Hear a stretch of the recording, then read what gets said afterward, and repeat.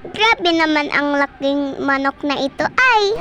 Hello sa inyo mga tiyanak. Long ride pala ang tiyanak ngayon. Ito ang unang babiyahe ako na motor sa malayong lugar. Sobrang excited ako mga tiyanak. Ito pala kami dumaan sa may C6.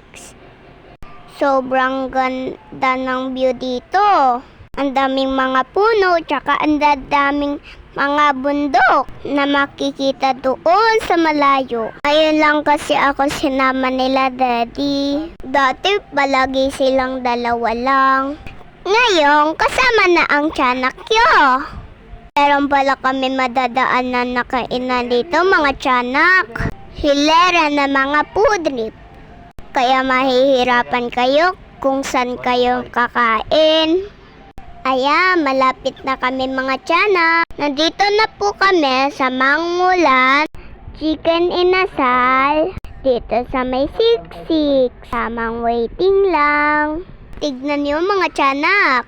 Grabe naman ang chicken niyo. Hanggang hapunan na ba to? Char! Sobrang excited si daddy sa chicken. Tapos tinaas niya yung chicken. Grabe, tas malaki pa sa mukha niya.